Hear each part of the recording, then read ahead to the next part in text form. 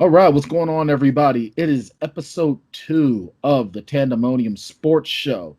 It is October 13th, 2020. Well, 13th. Recording this on the 13th. This should be dropping on the 14th. So I'm Brian Tan, and with me, as always, as of a week ago, is Mr. Jackson. Lord, Jack, what's going on, man? Not much, man. Busy weekend at sports. Yes, it Ready to get was. in and talk about it. Oh, hell yeah. So let's start off first and foremost. The NBA Finals are a wrap. J Law, I said it. I said it was going to be Lakers in 6, and I was right. Lakers with a 106-93 win. That would be, what's today? Tuesday? On Sunday? Well, not Sunday. On Saturday, wasn't it? Either way, Lakers One won. of those 2 days. It's over. Yeah. Either way, Lakers won. As I knew they would. King James, man, he came out that cut with a triple-double. I mean, it seems like LeBron is like consistently a triple-double machine. He has been since they went back to the bubble. Every time I'm like getting sports highlights, LeBron James with a triple-double. I mean, God. Let someone else do something. Yeah, it's not like an empty triple-double either, No. like what Russell Westbrook would do. Right. He's equally distributing the ball and scoring a decent amount of points. He's doing it at an extremely efficient rate, and that's why because Father Time is undefeated, but right now LeBron is fighting one hell of a fight against Father Time. I'm serious. So until the time comes when Father Time gets the upper hand, LeBron is always going to be favored because he is. 28, 10, 14, and 11. We look at LeBron and be like, that's just an average night. That's a normal night for LeBron. But yeah. we don't. We're spoiled to it. He does that on a night in, night out basis. So we kind of take it for granted a little bit. I still would have loved to have seen the Heat win. I'm a big Jimmy Butler guy. I think he's one of the hardest workers in the NBA.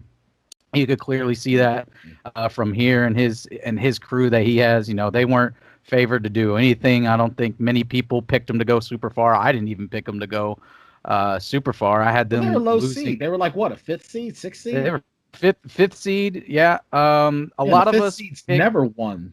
5th seeds never won.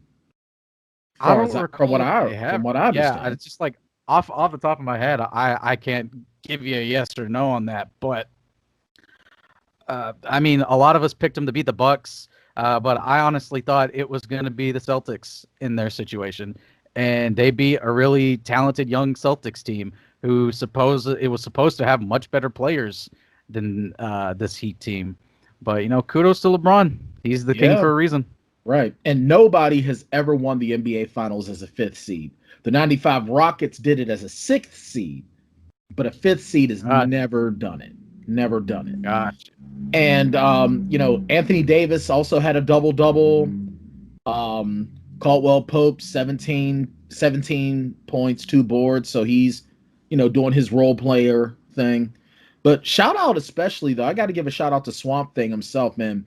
Bam Adebayo, 25 points, 10 boards, and basically just doing all he can against a team that just has just a bit more firepower. I mean, your boy, what's his name? Tyler Hero, yeah. Tyler Hero, man. He wasn't helping out too much. 7 points, 3 boards, 4 assists. On a 3 of 10 shooting night. The tone of people on Twitter switched because when he was exploding for like 30, 20 points a night, they were throwing his name around up there with like Ja and Zion. It's like, be honest, out of the 3, which would you pick? A lot of people are like, I'm taking Tyler Hero. He went pretty quiet this series. I mean, he faced a real defense. Right. And the thing is, Rondo doesn't play around. Rondo's a badass. I remember Rondo as a rookie in Boston, and he was just a pest. And he wasn't really a scorer, but he was a facilitator.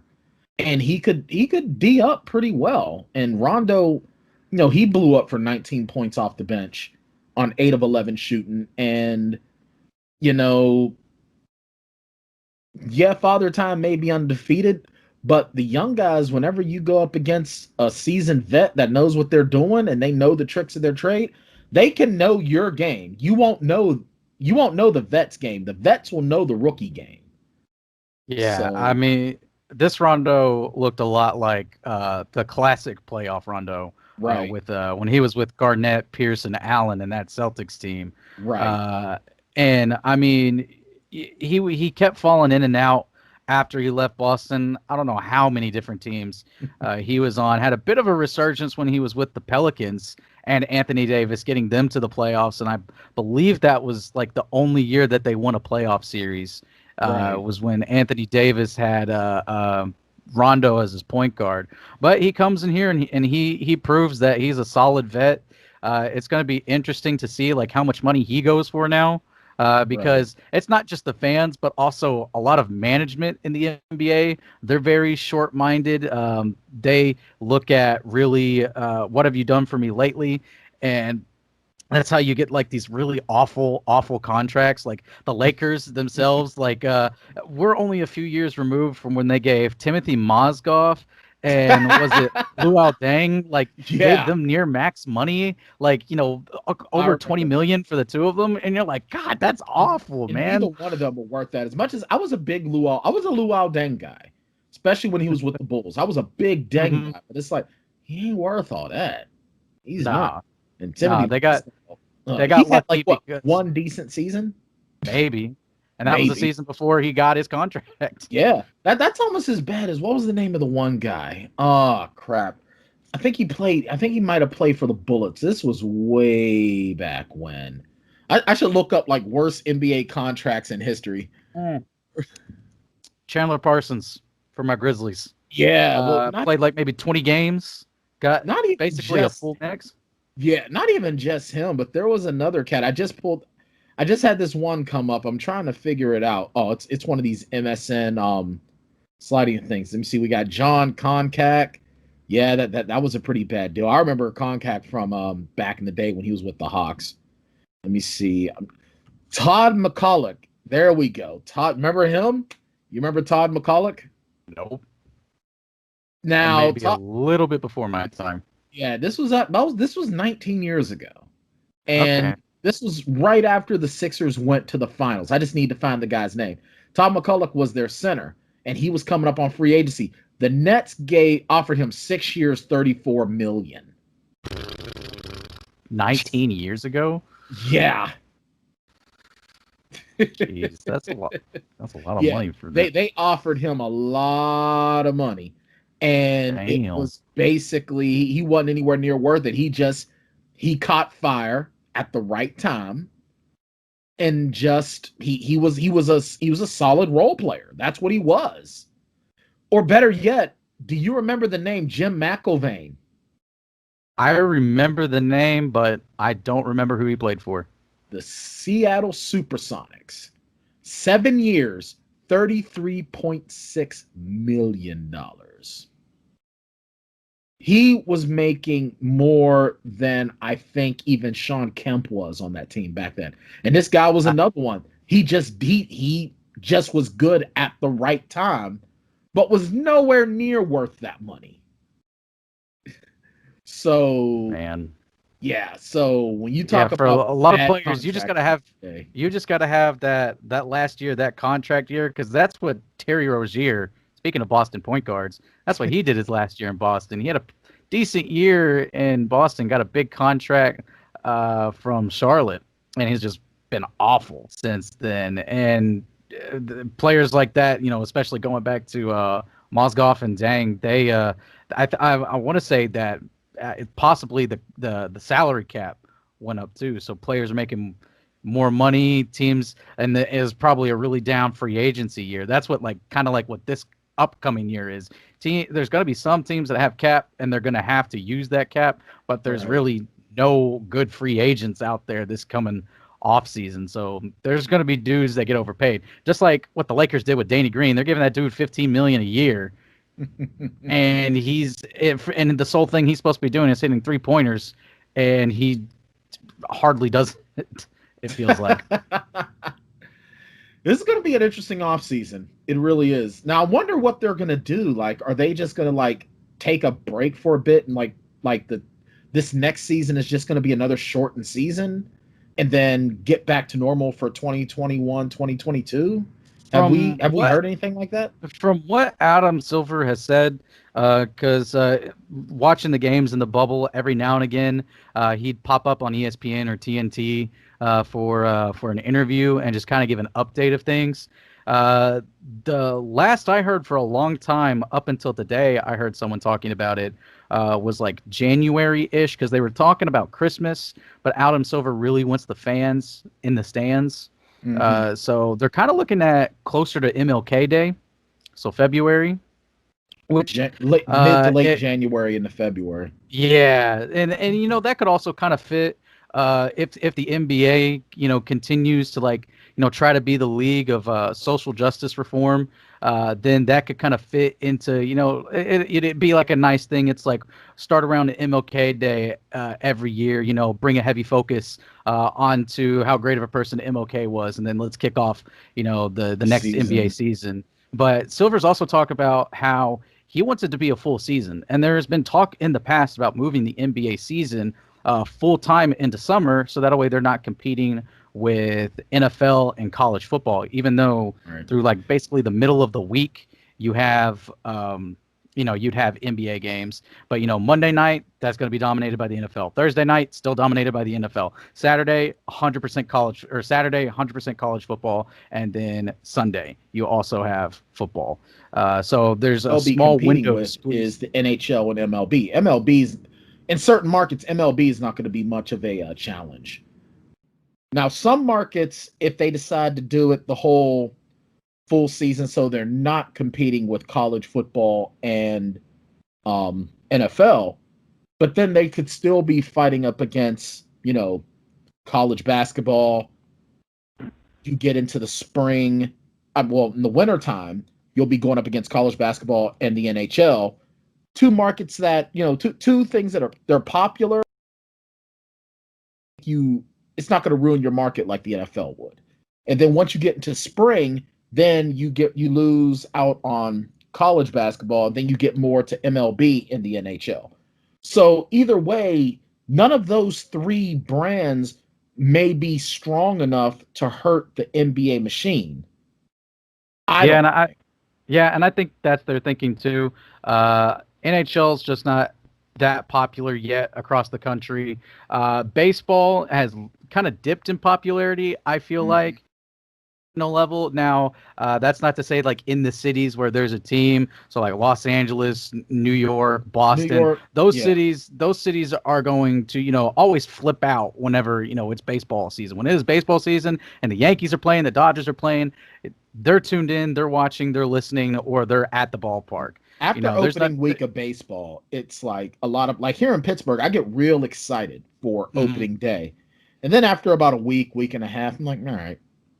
Yeah, it's because in a normal season, there's 160, 180 something games. 162 regular season games plus playoffs. And exactly.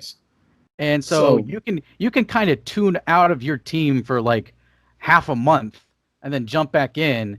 And nothing's really changed. You could be in the same spot that you were, 2 weeks ago. Or the case of my Pirates, you can go from best to last like that. Well, not only that, but you figure these are also sports eliminating for a second college basketball, which we'll talk about in a second about that little rivalry. But the one thing that will be beneficial for all three sports, I think, is that they're also, with the exception of MLB, they're all sports that are based on a series. Obviously the NHL and the NBA series, the series happen during the playoffs, which is the same way with MLB. But MLB does the series thing all throughout the year. You always have these pockets where you're playing the same teams 3-4 days a week. So it's not going to be that hard, I don't think, as far as getting that done. You know what I mean? As far as being able to do the whole, one night, and that'll be perfect for sports fans because, it's like one night you get a basketball game, you get a NHL game, and you get a baseball game going into those summer months. And I think that's I think that's real good. And that might actually force MLB to improve their product because you figure the NBA usually will go into what, June at the latest for the championship, and then they have nothing. MLB has nothing to concern itself with until going into the fall. Where if your NBA season is starting in January and it has to go into, fall, mid-fall like this, MLB is going to have to not only make rule changes, but make their product more competitive, because their product has been garbage because they have no salary cap, which means that there's very little chance that you're going to have, a real Cinderella team. Like, you'll get one every now and again with the A's or, what was it, the Marlins, but that often. It doesn't.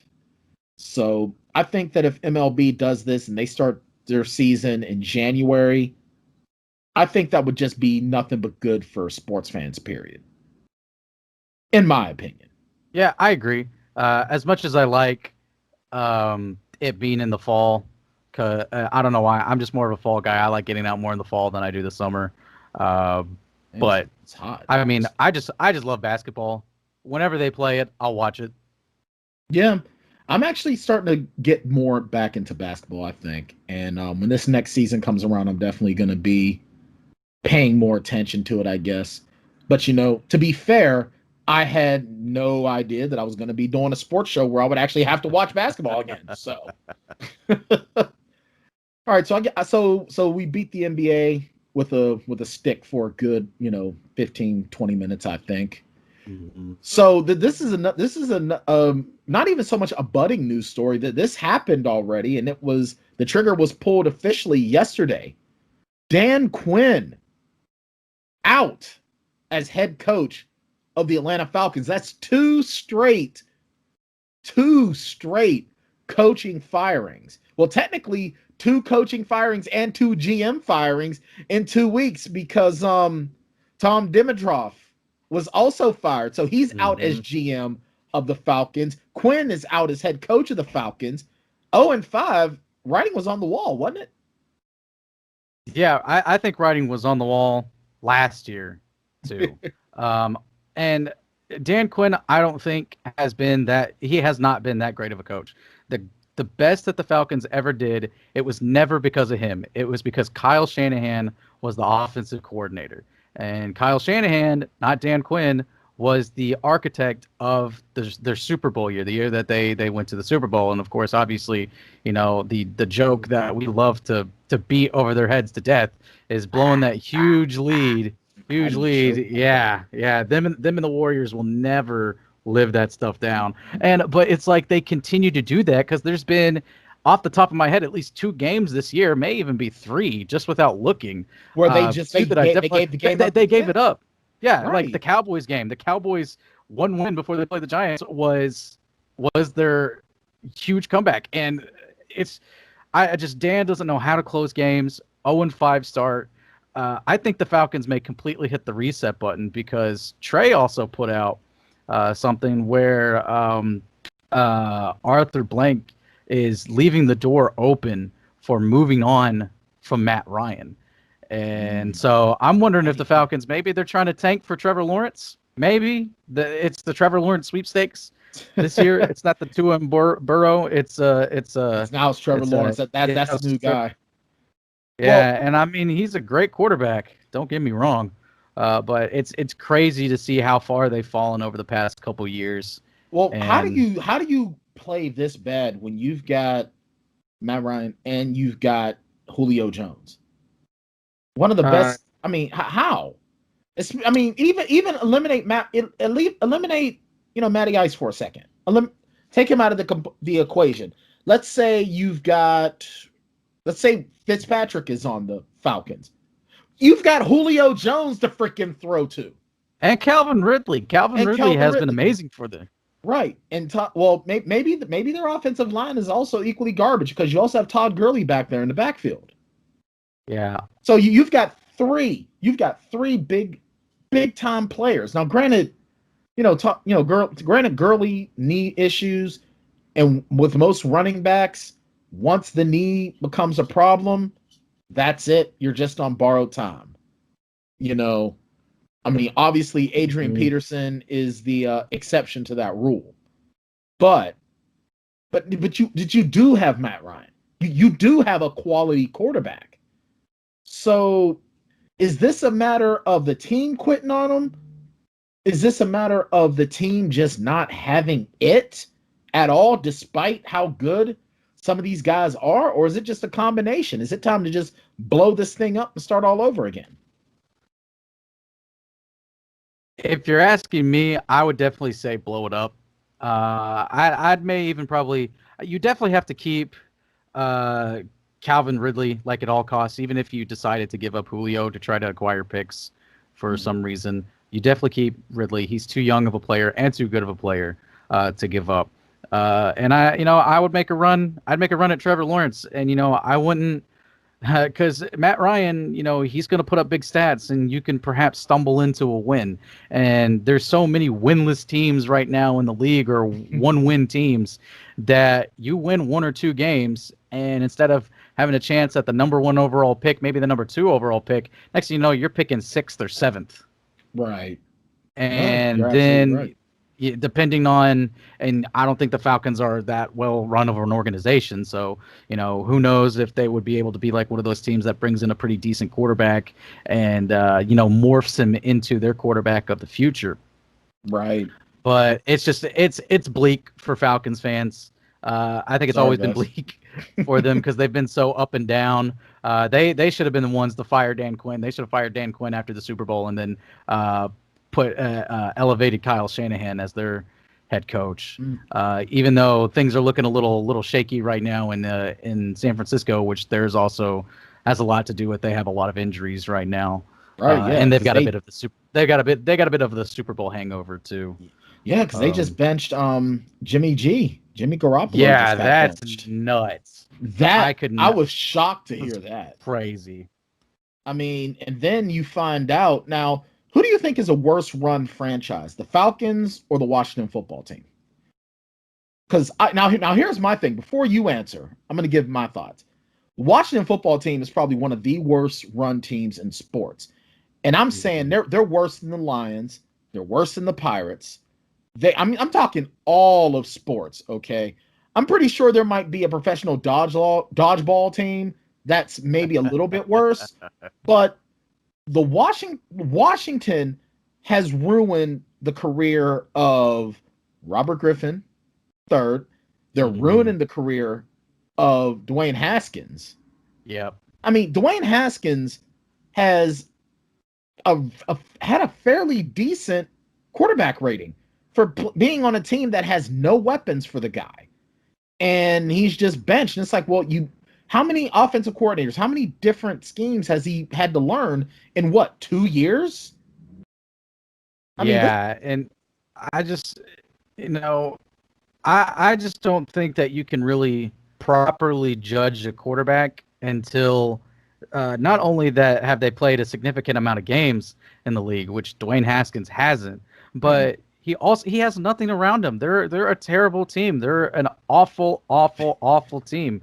The only way that they're going to win is if their defense does anything, which they did when they in the first game of the season when they sacked Carson Wentz 8 times and dude was running around for his life back there. Right. But yeah, I mean he's put up good numbers, decent completion percentage, decent ratings. It's just like you said, there's no one around him. He can't succeed if no one's around him. And now he goes from a starter from one week to he's not even suited up and with the team. He's chilling at home that next week. And Ron Rivera is like, we just don't think it's the right time. Well, if you don't think it's the right time, then don't trot him out there week 1. If you don't think he's ready, you either start him and he's ready and you make him and you go through the growing pains together, or you sit him and you just say, we're going to wait another half of the season because he's let him learn. We just had like small training camp. There was no preseason for him to get really ready. And we're a terrible team anyway, so we're scared for his safety. We're scared for his longevity. Let's sit him. They should be in no rush to put him out there unless they thought he was ready. And even if he was ready, but he's not there yet, you've got to go him through that anyway. together. That's why you still have Alex Smith on the freaking roster. Exactly. So you know what? That's why they brought in Kyle Allen too. Right. Well, the thing is, though, now here's what I'm thinking. This is what I was looking at, and I saw this take this afternoon. I was perusing around on YouTube, preparing for the show, and this is what I'm thinking. Now, Ron Rivera came over with his guy from the Panthers, the backup kid. What was his name? You know who I'm talking Kyle about. Allen. Yeah, he brought Kyle. Now he believed that Kyle Allen was the truth in Carolina. Yeah, he did. Yeah. Kyle Allen comes over with him. Now, do you think that this was more just a sort of sacrifice Haskins until Smith is ready, and then let Kyle Allen take over? Because here's the thing: worst thing that can happen to you as a quarterback is your head coach gets fired. They bring in another guy. You're not his guy unless you have the last name Rodgers or Brady or Roethlisberger or Breeze. A new coach comes in, you're dispensable because you're not his guy. So I'm thinking that Haskins was just the writing was on the wall when Rivera came in. Now, what I wouldn't mind seeing, even if they do keep Matt Ryan, okay? If they can somehow, some way get Haskins down there in Atlanta, let Haskins learn behind Ryan. Now you have a young tandem that can be effective in the next 2-3 years. Yeah. I don't even think I can't even say for sure if it is a sabotage job because I don't know if Rivera is smart enough to try to do that. Like, I don't even know if there was a plan behind this. I think he's just like, whatever. Whatever happens, happens. Whatever happens, happens. I got my money. But I don't know. I'm still not ready to give up on Haskins just yet. I think someone will swoop in. I think they'll get him. Be it the Bears, which Bears not a great running team, but at least they have Allen Robinson though. At least he'd have a receiver to throw to. That's true. He's made Trubisky and Nick Foles look So, and I think Haskins can be better than both of those guys. I agree. And the Bears definitely need. You want to talk about a team that needs help? How do you have one of the best defensive players in a generation who's throwing 330 plus pound linemen like they're kids? Judo flipping them over his back. I know, right? But you've got no offense. Yeah, but you've got no offense to complement them. Come on now. Come on. Yeah. That's a horribly run franchise. That's another horribly run. Absolutely. They swing and miss on almost every draft pick. And they could have had Patrick Mahomes. They could have had Deshaun Watson. That's the best part. And it's like, we're going to take Mitch. We're going to trade up to take Mitch. We have to get a guy named Trubinsky. Yeah. Because we have Polish people in Chicago, and he's got to be Polish, and it'll work. No, it doesn't work that way. Ew. Let's get the white dude that just sits, because that's a quarterback. Real quarterbacks stand there. They don't throw these no-look passes. That'll never work. I still remember. You might be too young to remember this show. This is a show that used to be on HBO called First and 10. And it was a football comedy drama thing or whatever. And what was really funny is that they used to use old clips from the USFL for like the football action scenes, right? Yeah. And they had a head coach on there that was like one of those real old school ones, and he was like, "Oh, I just don't think blacks are ready to play quarterback." It's like, ooh. Apparently you've never heard of Randall Cunningham or Doug Williams or well, at the time, those were like the only two brothers that was really playing quarterback well back then. But, then a little while later, you had Cordell Stewart, and Cordell Stewart wasn't that bad. I mean, come on now. But I think part of the problem with a lot of that thinking, and we're joking about it now, but I think a lot of people do still believe because I'm a guy that likes to have a 6'2", 6'4", 6'5", 230-pound strong-armed quarterback in the back there that can be a field general but can throw the ball 60, 70 yards. You know what I mean? I'll look at an Aaron Rodgers or a Brett Favre type. You know what I mean? As that guy. But I mean, and then when you see someone who can play quarterback that can also run and do all these flashy things, it's almost like you just instinctively want them to be the wide receiver, because when you think super athlete, wide receiver is among the first positions that you think of. At least I do. You don't think of quarterbacks as super athletes. I mean, granted, that stigma is dying now. I mean, Michael Vick helped kill it, but Randall Cunningham. I mean, because Warren Moon was a prototype quarterback. Yeah. Big, strong, could just throw the ball all over the field, didn't really run around much. But then you got Michael Vick, who could throw the ball a country mile but had no accuracy to speak of, but he could run. And that's what made him effective. So I think that's probably why Trubisky got drafted where he did. Because people like a throwback. Just like I love a Dennis Rodman type as my power forward, folks will like a big corn-fed boy slinging that ball back there. So yeah, head coaches in the NFL, they rarely change with the times. That's why someone like Sean McVay, like 3 years ago, was considered a genius when he just tweaks how an offense is run just a little bit, and it succeeds to the greatest degree because he makes it to a Super Bowl. Right. Because you have all these traditionalists, they've been in the league for 30, 40 years, and it's like, this is how you play football. Yeah, and guess what? We're going to put an undersized quarterback that doesn't so much have a cannon, but he just knows how to put just enough on the ball to make it work. And he's going to shred up your defense like it's not even there.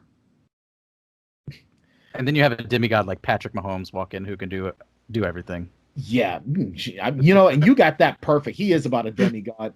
I swear, he cannot be a naturally born human being. He had to have been he came down from he had to have come from right out of Marvel Comics, man. Yeah, him, Russell Wilson Russell Wilson's my pick for MVP. So even though Aaron Rodgers is having a great season, I think Russell Wilson can still get it. And it all kind of depends on who, where the Packers and where the Seahawks finish this season.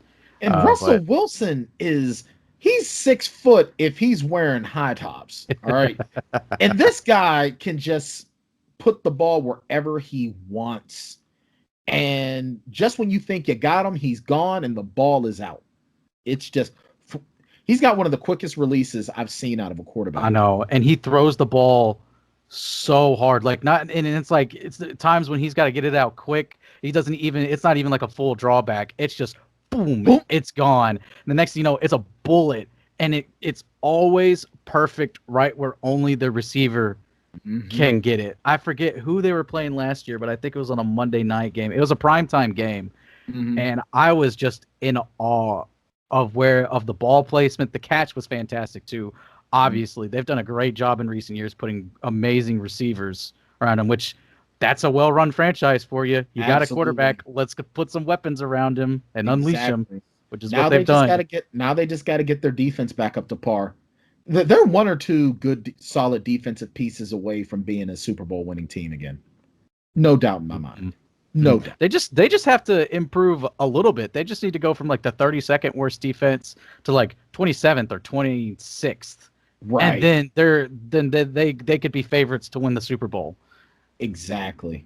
But you know what? Going from one, freak athlete to another. Horrible news. Dak Prescott, season's over. Season's over. And I have to throw some heat at Jerry Jones. You want to know what my opinion is about Jerry Jones there, J-Law? Fuck Jerry Jones. Fuck Jerry Jones. Now, I am not a Cowboys fan. Not even close. I'm born and bred in Pittsburgh. I'm not a Cowboys fan. But I recognize a quality quarterback when I see one. Dak Prescott is the best quarterback that the Cowboys have had since a young guy by the name of Troy Aikman. Easily the best they've had. I mean, after Troy Aikman, who they Quincy Carter, what's that? Who's that other guy? He lost his job to Tom Brady. Drew Bledsoe. Yeah. And then Tony Romo. I mean, like, Romo wasn't terrible, but he's nowhere near on the level that Dak Prescott is. My opinion, Dak Prescott, if Jason Garrett's not the coach of the Dallas Cowboys longer than he should have been, Dak Prescott has at least one Super Bowl ring. Yeah. Or if they don't hire, they go from Jason Garrett to Mike McCarthy. Yeah. Who wasted the prime years of a Hall of Fame quarterback and one of the best to ever do it. Yeah, absolutely. But Dak Prescott, man, he was looking, he was wanting in the offseason, he was wanting to sign that big deal that would give him the financial security. The man deserved it. I'm looking at his stats right now. He's thrown 690 yards this season already. 1,690, just under 1,700 yards. 9 touchdowns. Quarterback rating of 102.6. Dak is the truth. I don't care what anyone says. The only reason why people seem to be crapping on Dak is because of the fact that he's had horrible coaching. And it's like, and Jerry Jones just seems to think that, meh, whatever, I'm Jerry Jones. What I do works. No, Jerry, doesn't work that way. 7 hours ago today, he said, Dak could be ready to go by April or May. Did you see the picture of that poor man's ankle? I watched it happen. Ugh. Well, I take that back. I didn't watch it live, but I was watching the game and I didn't see what happened. But right. I took it back and watched it, and it was that man's ankle was that way. There's an ankle there? It was supposed to be this way, and it was that way. Dude, his ankle's supposed to be like this. It was just like, man, it looks. They're gonna have to. They're probably gonna have to put cadaver ligaments from a freaking horse in there. Yeah, I mean, get that to work again. They said like 4 to 6 months, but that doesn't take into consideration like him having to rehab fully. Like there's like small rehab, but then there's like there's playing rehab where he's not going to be 100% week 1 until next season. This time next year. Yeah, maybe. it's gonna be 4 or 5 weeks in, and that's just not even into the season. That's if he's healthy week 1. He's gonna have to, because the best way to get in shape and to rehab an injury is to play. That's the way it is in any sport, no matter what injury it is, what kind of surgery you've had to have. The only way to be fully healthy is to play multiple games, and you can move on it 100% without a fear of something happening. Because I mean, it happened to my meniscus in high school in basketball, and I was healthy a few months later and got back out there on the court. I was a little scared to like fully get back into the motion. Every movement, you're waiting to feel that snap again. Exactly. But then it's like you just kind of turn your brain off and you go like, I went like 2 and I was like, everything's fine. Yeah. Because you just and then that will happen to him too. Yeah. Once he finally a time and he gets in. Yeah. A time will finally come where he'll the rush will be coming and he'll instinctively dip out of there and run 6-7 yards, slide, run out of bounds, do whatever, and then he'll pop right back up and he's like, okay, I'm back. Yeah. Everything held up. I'm fine. 100%. And that first tackle that he takes, everyone is going to be on bated breath. Waiting. Is he getting up? Because the thing is, this is like you said, you're absolutely right. The rehab to learn how to walk again, I don't want to be facetious and say that's the easy part, but when you're a professional athlete, that is the easy part. The hard part is being able to run again, to be able to plant again. And for a quarterback, your ankle, your whole lower body is just as important as your arm to be able to throw. And it's his right ankle, so that's the foot he's got to drive off of. Exactly. And you know what? And Jerry Jones not paying this man in the offseason. So now what? What's he supposed to do now? Tell you one thing. If Jerry Jones doesn't take care of this man, he is going to be... No free agents are going to want to go to Dallas. Nobody is going to want to go to Dallas. So all eyes are going to be... The ball is in Jerry Jones's court right now because Dak Prescott, someone will sign him to a 1-year prove yourself deal that's incentive laden to give him a chance. Yeah, kind of similar with Cam this year. Yeah, but the difference between Cam and Cam's it's lower, but it's a lot lower. But the thing is with Dak, this is going to be because everyone likes a feel good story. Mm-hmm. Cam might be coming off he's come off some injuries and whatnot, but nothing to this level. So people are going to want to be there and take advantage of that fan embrace of Dak when he does come back. And if Jerry Jones lets him go, I guarantee you, no one's going to really want to go to Dallas, no matter how much money Jerry Jones throws at him. Yeah, and Dak's also a really good guy, and you can't help but just like personally root for him. Like even if you don't think he deserves, to be paid quarterback, I don't think he should be the highest paid quarterback. I don't in the either. League. He's not. I think a lot of his numbers he's playing weaker competition. Like last season when he was fully healthy, he had great numbers, but most of those numbers came against weaker opponents when he played playoff teams outside of one win. Right. Well, when you have 8 games against sub 500 teams, in your division, you're gonna do. You better throw for almost 5,000 yards. Yeah, but it's also hard to not ignore the success he's had up until then. But he's always been a feel good story. You can't help but root for the guy personally and feel bad for him because all the way back when he played for Mississippi State, his mom passing away of I believe it was cancer. I don't know the specific one, but however she passed away, or she was sick at the time. I can't remember the full story in detail. But, it was hard not to root for him then. Then he comes out this summer and he starts talking about, when his brother killed himself, him dealing with all, depression, feelings he's never felt before, coming forward and talking about mental health. And then Skip Bayless going on national television and saying basically, suck it up, Buttercup. You're the quarterback of the Dallas Cowboys. There's no crying in football, no crying in baseball, no crying in football. And coming through all of that and everyone rooting for him and supporting him. So it was tough to watch, especially as he's getting carted off the field, because I'm sure not only is there the shock of being in pain and seeing your own ankle basically destroyed and your foot barely hanging on there, but just the fact that like I've had a friend tore his ACL in basketball in the middle of the season. He was upset. He knew it was his senior year. He knew that his basketball career was over. And that's kind of like what Dak, all those scenarios are running through his mind. He's like, my season's over. I'm probably not going to get paid as much as I thought I was, unless Jerry decides to, pull a, kind of treat him like how Washington did with Kirk Cousins and just keep throwing him the franchise tag, which, I mean, I wouldn't complain because that franchise tag is only going to go up and up. It just goes up and up. Yeah, and it's fully guaranteed. Yeah, so it's, it only hurts Jerry and it only helps Dak.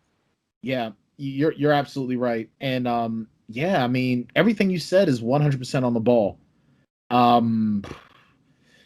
Ball's in old Jerry boy's court, and Jerry's gonna have to make good. He's gonna have to make good. Period. So it seems like a lot of our stuff is with the NFL. Well, NFL is pretty much it right now. So tonight we have the Tennessee Titans hosting the Buffalo Bills, both teams undefeated.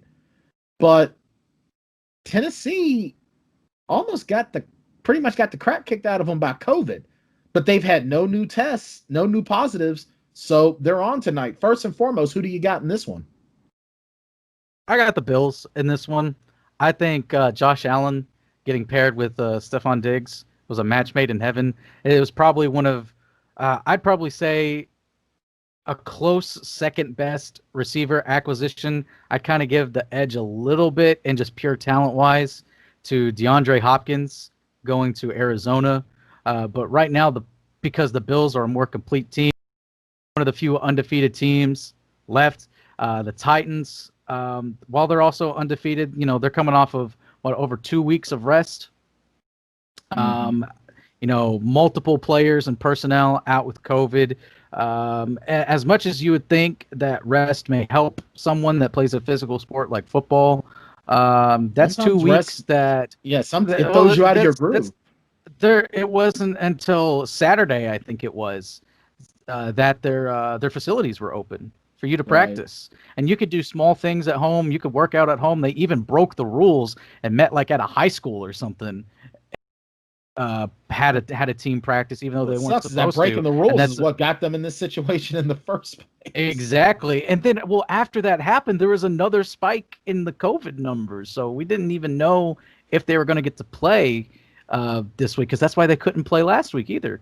And that's what pisses me off about when I have I don't want to get too into a lot of the stuff, because even, because this is sports, but it gets to me when I hear all these people talking about, yeah, keep worrying about COVID. Meh, meh, meh, meh, meh. Yo, COVID kills people. Oh, it does. Mother. Mm-hmm. So, yeah, it's a big deal. Now, do you think Tre'Davious White not being in the lineup is going to hurt the Bills at all? I'm going to say no, just because I think the Bills are the better team. Yeah, I don't think it'll hurt them too bad. It may hurt them a little bit, but I'm not going to say to the point where they're going to lose the game. I still think the Bills pull it out. Yeah, you know what? I'm on board with you on that. I think the Bills. You want to talk about a team that's definitely benefiting from Tom Brady not being in the division no more? It's the Buffalo Bills. Mm-hmm. And I seriously think that if Brady wasn't in the division, the Bills probably would have been a much better team quite a few times. There would be a lot, because the Bills, a lot of folks don't remember, man, the Bills were a major franchise back in the late 80s into the 90s. Yeah, 4 Super Bowls in a row. They went to 4. For y'all that don't remember, the Bills, and I watched every single one of those Super Bowls, because they had to get through my Steelers to get to at least 1 or 2. Mm-hmm. And 4 straight they lost. But you don't get to 4 Super Bowls unless you're damn good. Yeah. And it's a strong football culture in Buffalo. It really is. It's a strong football. They're a good football city, man, because Buffalo's not that big of a town, but they love their team. No, it's similar to they're basically the AFC version of Green Bay. A small market team, but football runs deep there. Absolutely. Bills Mafia makes their presence known, and they're fun to interact with. I've interacted with some of them on Twitter in the past, and they're really fun to talk to. That's cool. And the cool thing one thing that I like about Bills fans is that they're not pricks. They're not arrogant. They're just they love the game. They're not like Patriots fans. Sorry if any Patriots fans are watching, but y'all know how y'all are. Yeah, they just go ape for their team, and then they jump on tables and break them. That's their thing. Hey, if they want to be Dudley boys, that's fine by me. Yeah, so we got the Bills winning this one. I'm definitely on board with you on that.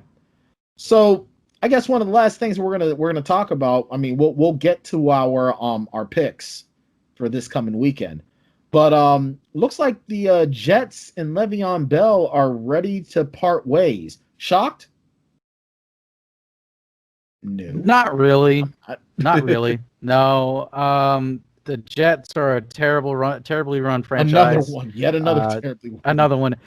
Dude, just real quickly, it must suck to be a New York fan or just from New York, because every sports team is bottom feeders right now. Yeah. I mean, they are just getting kicked by everyone else in every league, whether it's the NHL, the majors, the Yankees are always falling short. They have these great players, and they're just getting their asses kicked. What, by the Rays? Was it the Rays who they lost to? Yep. And the Knicks. And then, of course, my God. They're so bad. Poor Knicks. That is a contention. You're talking about the worst run franchises of all of the major sports. That is up there. There's no denying. I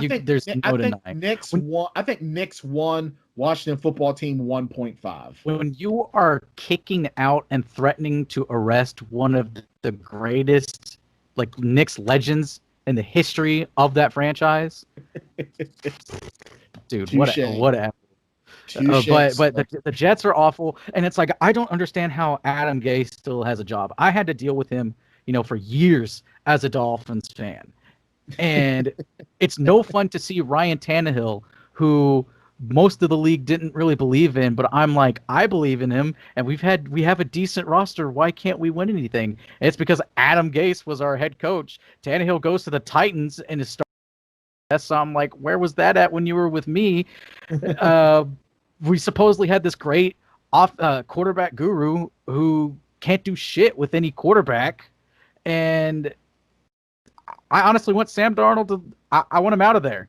He's another quarterback that's in a terrible situation that I think needs to leave. But swerving back to the Le'Veon Bell thing, I didn't have too much faith in Le'Veon Bell working there to begin with, coming off his sit out year with the Steelers, and I'm just like, I understand that there's a couple of running backs in the league that you have to pay, but you can easily overpay for running backs.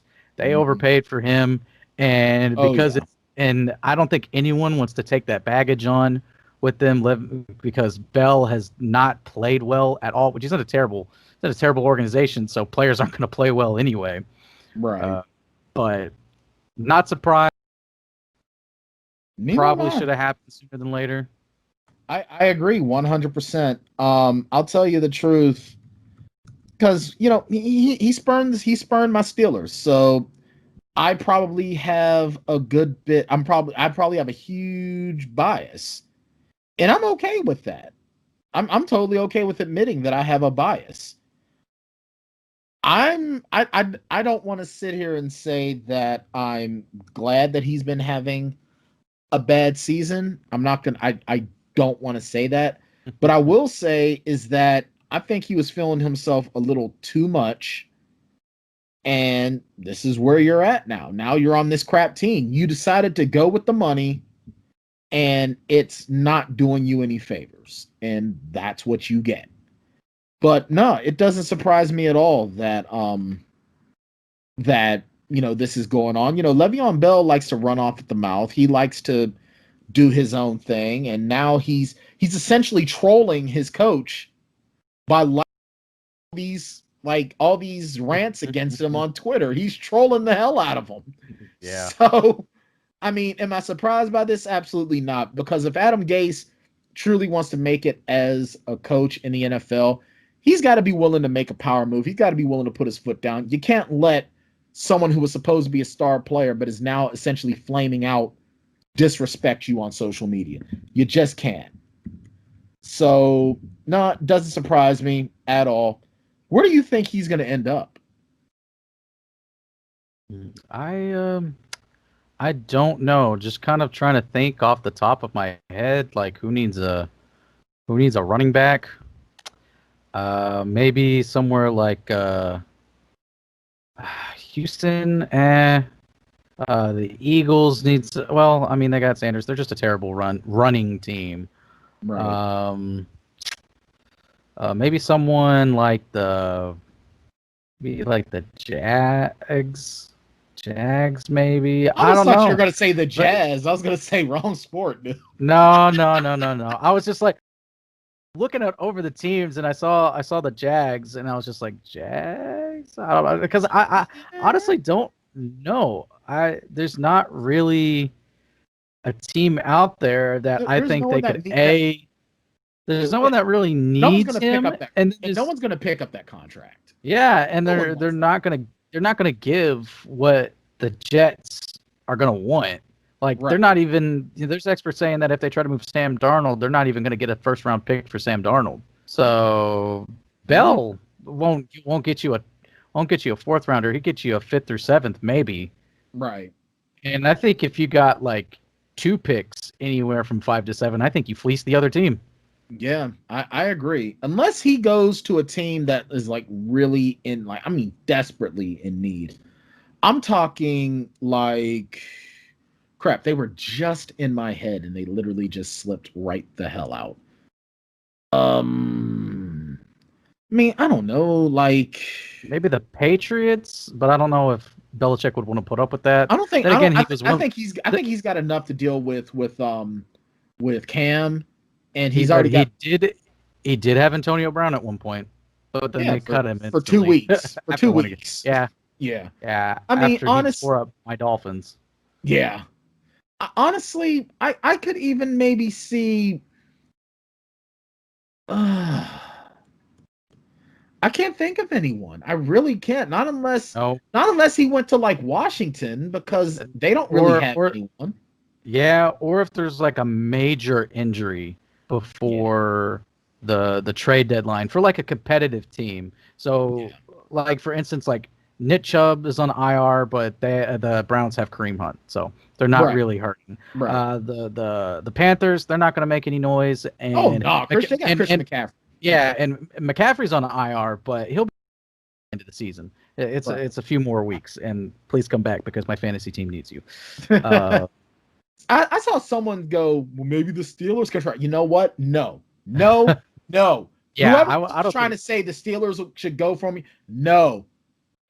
You take what I said about Jerry Jones, replace Jerry Jones, and put Le'Veon Bell behind it. No.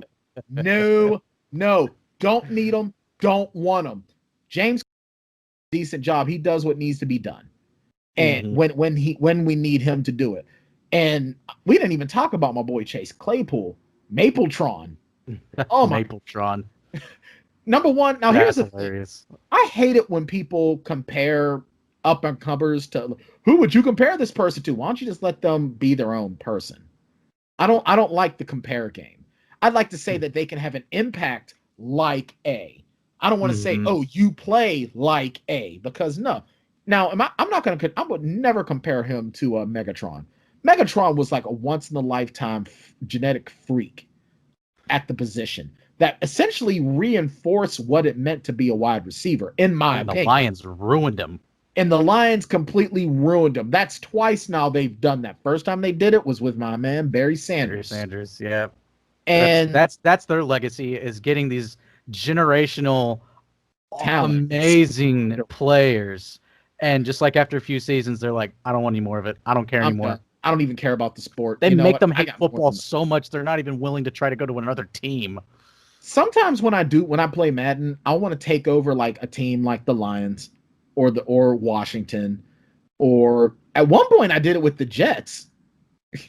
I remember I drafted some kid in the draft. His name was Henry Pape.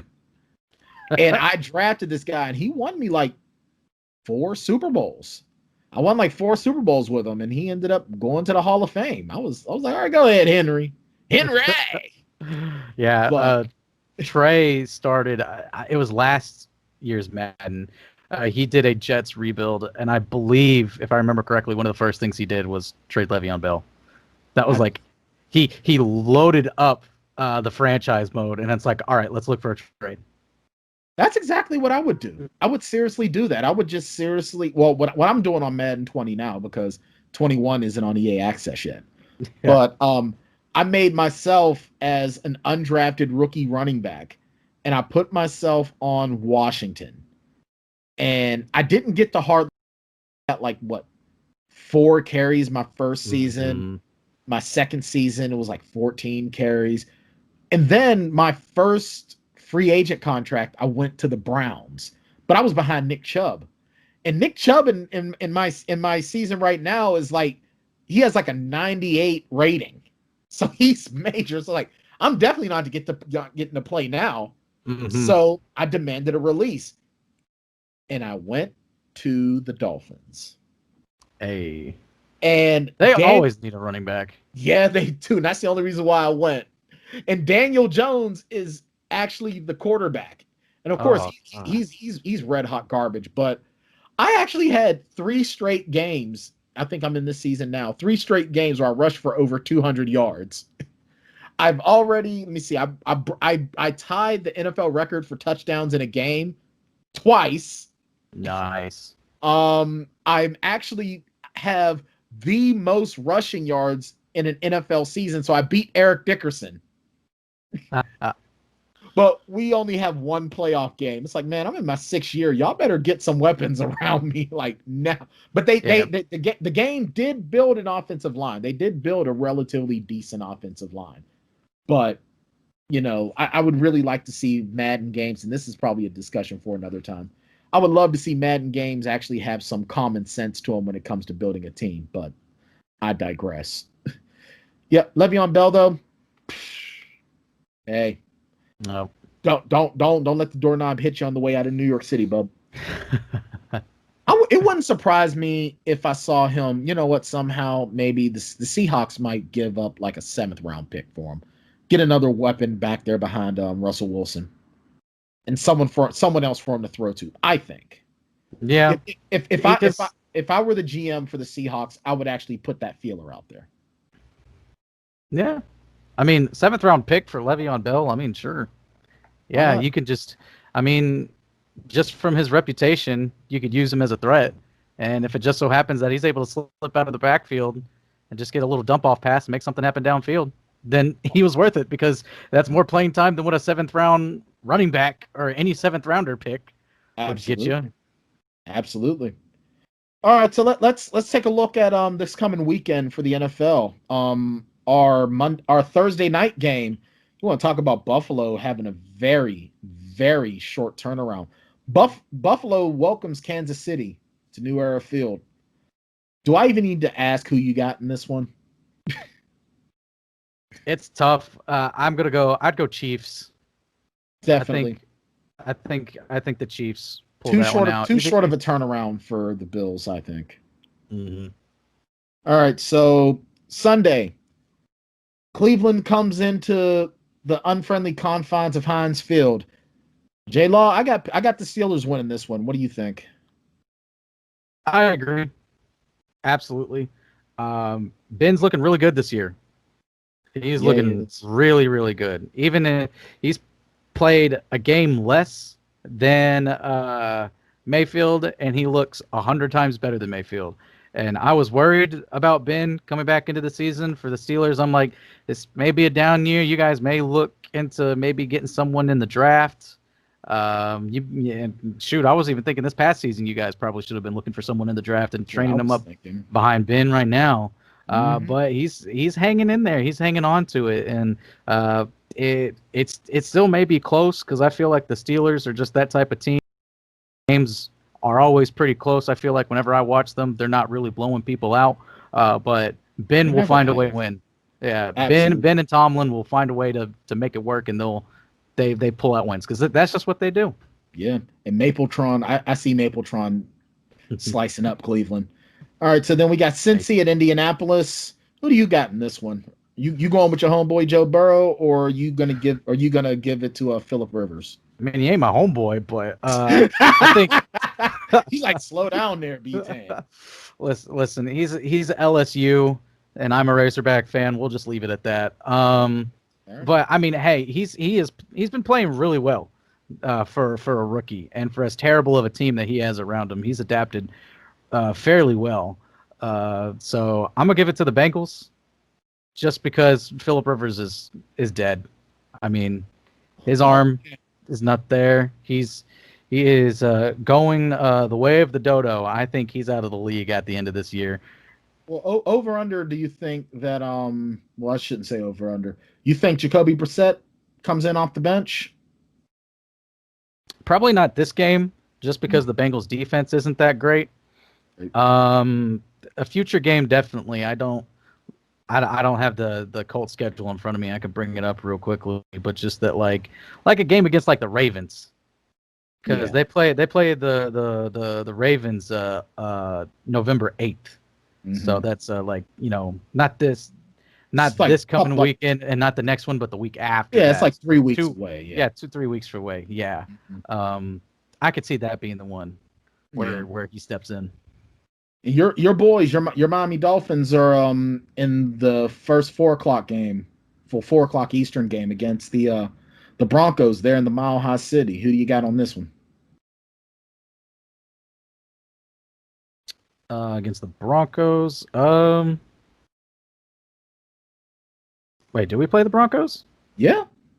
Sunday the 18th, Miami at Denver.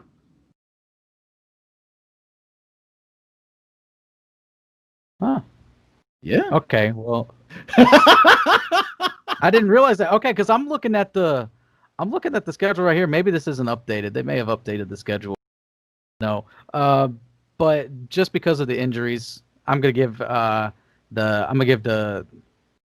Dolphins the win here, just because I think that like I said, the injuries and Fitzpatrick has played well enough. He's played well enough, and yeah. Sorry, it's just I'm looking at the ESPN app and it says we play the Jets on Sunday. All right, maybe I'm wrong. Let me see. I'm going here to because I was looking at NFLschedule.com, so maybe I'm off. All right. But you see, like, that's the thing. You were right about the Browns coming in against the Steelers and everything else. So all right, so the Dolphins. Yeah, so it says here now. So I guess that got changed. Dolphins at Jets. I'm taking Dolphins in that game. 100%, yeah. I wouldn't pick the Jets to beat a high school team at this point. The fact that Miami is considered right here an 8-point favorite over the Jets tells you how terrible the Jets are. Yeah, absolutely. See, I don't even want to bring up any more scoreboards or schedules because I don't know if they're going to be right or not. That's crazy. See, that's weird though. You were right about literally everything else. Bengals, Colts. Yeah, they play this Sunday. That's why that took me so off guard. And I was like, wait, what? I'm just going with ESPN, man. It's Fair right enough, here. Man. You know what? You know what? That's what I'll do too. And I've got the app on my phone, but I don't want to bring up my phone. I'll just go to ESPN.com and do a double. But you know what? You're absolutely right. And right now, wow. Okay. Wow. Is it really saying that it's saying right now that the Bills and the Titans are tied at 7 in the first? I'm like, all right, that's interesting. Okay, then. Well, hey, fair enough. Hey. That's still plenty of football left. Absolutely. Yeah, I mean, all right. I guess it was just one of those games that got switched around. Okay, no problem. All right. Well, I mean, that's that. As far as any college games that you're going to be paying attention? Absolutely. Georgia and Alabama. Okay. Alabama's the number 2 team. Georgia's the number 3 team. They're the last 2 undefeated teams in the SEC. I think depending on how each team plays their season, I think they could see each other 3 times this year. They're going to see each other this week. Winner of that, if both teams completely win out the rest of the season, which they're a league above and beyond most of the other teams in the SEC, but they probably have the best chance. Whoever win or lose, they'll probably both win out the rest of their season, and then they'll see each other because they're then opposing sides of the SEC. They're in opposite, sections. Whatever the word is escaping me. They'll see each other in the title game, and then if the whoever lost the regular season matchup, if they win the championship and each team only has 1 loss, and if they're really good games, then there's an easy argument to be made that there's still 2 of the top 4 teams in college football, which means they're in the playoff. Which means they're in the playoff, and depending on who they play, there's a chance we could see them play a 3rd time, whether or not they put them together for the first game, or if they both end up winning that first game and make it to the championship. So that's going to be interesting. And of course, just as a Razorback fan, I have to say it real quickly. They got screwed by the refs. So dumb. Everyone else knows it. Everyone that is associated with the SEC, they're like, that's a fumble. That should have been Arkansas ball. For those of you that don't know what happened, or do you know what happened? No, I don't. All right, I'll tell you. I'm not really a college football aficionado. All right, so I'll tell you. So Arkansas has been a bottom feeder of the SEC for many, many years. I want to say 2011 or 2012 was the last good season that they had, where at one point they were the number 3 team in the country. Their only 2 losses were to LSU and Alabama, who ended up playing in the title game that year, and they ended up beating Kansas State Kansas State in the Cotton Bowl that year, which I got to go see, and I also met Nolan Ryan. Nice. I didn't meet him. I like almost bumped shoulders with him, and he looked really angry. Which I mean, this was like early 2000s Rangers, so he had a right to be angry at that time. Yeah, that's about the last time I know anything about baseball. He'd already beaten the shit out of Robin Ventura. You didn't want to be next. Which my dad was freaking out because that was my dad's one of his favorite players. He's got an autographed baseball from Nolan Ryan in his office at their house. But anyway, that was the last time Arkansas was good.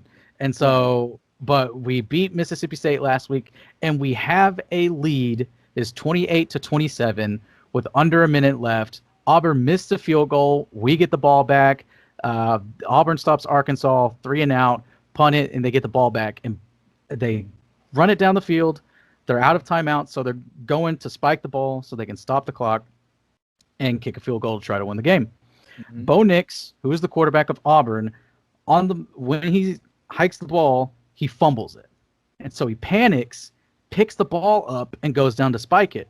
But instead of spiking it to the front, he turns completely around and spikes the football. That is a live ball. That is a backwards pass. That is a live ball. The refs blow it dead. And Arkansas, obviously, in the moment, the players see that he turns around and throws the ball behind him. So they're going to make a play on the ball. Yeah, you have one or two guys that are going after the ball, and a Razorback ends up with the ball in his hands. Mm-hmm. He does not leave the field until he has dived on the ball. It is in his hands. He gets up and hands it to the ref. Mm-hmm. By definition of the rule, by definition of the rules, it should be Arkansas ball, and by precedent, nail it out. Where precedent is supposed to mean something. Mm-hmm. Last season, same thing happened in favor of Missouri, where there was a backwards pass where the play was blown dead, but it was actually a fumble. Ball rolls into the end zone, and you have guys run after it, and they pick it up in the end zone. After review, they reverse the call, and it's considered a touchdown for Mizzou.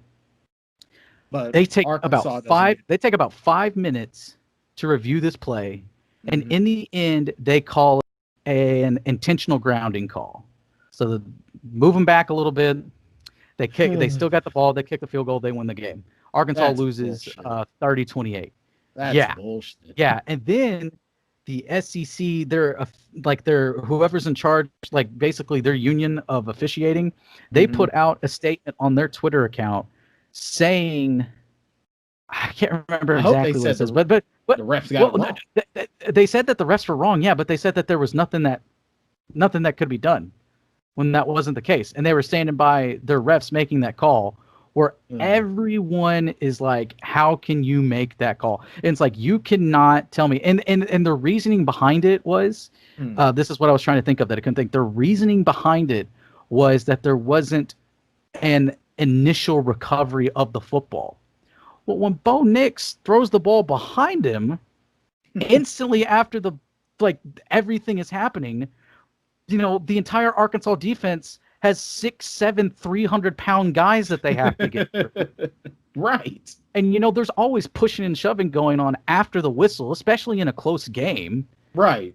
So obviously there's not an instant recovery of the football. Right. But they're the only ones that kept playing after the whistle, which is what you're supposed to do. It's the same thing where if a runner is called out of bounds by a ref, but he doesn't, he just keeps going. You always teach your players, even after the whistle, until you keep going until you hear the whistle. Exactly. Not even that. It's like you keep going until you cross the end zone. Right. Like, you just keep running. You just keep going because you never know. Because if you're called out of bounds and you're actually not out of bounds on replay and you've run all the way down, there's a good argument a touchdown. that it's a touchdown, and it could go that way. But it's whatever. It is what it is. Just Arkansas getting fucked as normal. Well, I'm gonna have to find a new college team because I don't really follow. Because I follow Pitt. I'm a Pittsburgh guy. I don't really have another team. And you're going to hate the the Maximum Football video I got coming out soon. Oh man, you know what's funny though is I did pick up the game, and I took was it Allegheny River Bears. I made them into the Pittsburgh Panthers. I used the Panther decal. I changed their colors to black and purple. And I was just like, I gotta find ways to get more into that game. I really do, because it's really, really slow, which isn't bad, but it's just I'm not in the mood for it. Yeah, it definitely moves slow. Like, I do 7-minute quarters, and it still takes me over an hour to play the game. See, that's what I might see. I have it because I'm used to playing 10-minute quarters with Madden. I might take it down to like 5 or 6. Yeah, but you can only do like, so there's like 10 minutes, 7 minutes, 5 minutes, and then there's 15 minutes. So those are like the only increments. So there's not like individual minutes, which kind of sucks. Right. It's kind of dumb. So I'll either do 5 or 7 minutes and go from there. But the one thing that I'm sort of set, and I did want to talk about this real quick before we ended it for the night. I did watch the latest video. I don't know how you eked that one out, man, but the video game football side that day. It felt like that they weren't. And I got no catches. Now, you told me I was a wide receiver. I got no catches that game. Was I just not getting open? Yeah, no one was getting only 2 receivers had catches that game, and Carl, who's a writer and was the quarterback, was running for his freaking life back there. But the next game, fortunately and unfortunately for you, goes better. You have a catch or two. I'm not going to spoil anything. Yeah, don't spoil it for me, because I'm excited to watch it. That's cool. Yeah, I'll probably, no promises, but video's recorded. Editing won't take too long. Usually about a day or two turnaround, depending on how my internet works with me when I send it to Sophie. Shout out to Sophie, who's our great editor. Sophie makes a lot of the graphics, makes a lot of the thumbnails. She's super cool. And just whenever she gets that back to me, and they're even though they're only like 18, 19, 20 something minute videos, like the file sizes are massive, just because because you're doing it in HD. Yeah, so HD and all that. So no, I totally get it. That's cool. I mean, maybe I'll do something. I don't know. Yeah, so hopefully in a few days. Hopefully in a few days it'll be out. One of these days I'm gonna have to jump on Xbox Live with you, and we'll play some 2K or something. Oh hell yeah! Or some Madden. I don't know. I'm not really great. I'm used to dominating on computers, but once I play against like regular people, I'm just like, this sucks. I'll end up getting beat and be like, I don't want to play this no more. Hey, you want to play Fortnite? You want to play Friday the 13th? I haven't played that game in so long, but I do. I love that game for like a hot minute, and then it was just like, it's not fun anymore. See, I remember playing Fortnite when it first came out, like, and I'm not talking about like season 1, because like my little brother, he's 7th grade, he plays like Fortnite, Apex, and all that stuff. And I'd tell him, and I was like, I like an old man. I was like, I remember when it was day 2 when I played it, because that was before PUBG was going to be on the Xbox, and that's when PUBG was the shiz. And so and I remember a conversation. I've never been more wrong than anything than when I was talking about with my friend with Fortnite, because we were talking about, it's like, yeah, this is fun, but it'll never be as big as PUBG. Meanwhile, no one plays PUBG anymore. No, I remember, I got roped into playing PUBG because I wanted nothing to do with Fortnite. I thought it was little kid stuff, and I hated it. I got roped into PUBG, and I loved it. And then, like, I don't get on games and play with random people. I only play with people I know. And we were playing a lot. And then, like, one day, no one wanted to play no more. I was like, dude, I just bought this game so I can get all, and no one wants to play. F you guys, man. And now, him and his girlfriend, we play Fortnite, and I'm having a ball. And it's like, this is fun. Like, cool. Yeah, I took a break. I tried to get back into it again. Everyone's such a sweat. If you can't build a tower in like 5 seconds, then you're gonna die. Yeah, that irritates me. So I just play Madden by myself. All right, guys. Well, with that being said, we've already gone a little bit over the hour mark, but hey, we're having a good time. A lot of stuff to talk about. Anything you guys want us to sort of bring up, hey, let us know in the comments. Make sure you like, share, subscribe Vendetta Media here on YouTube. And make sure you go to the website. Check out, we got some awesome articles there as well. Hit us up on Twitter. Social media, period, man. Just find us. Look up Vendetta Media. Not that hard. Yeah. All right. For Jackson Law, Brian Tann, we'll see you guys next week.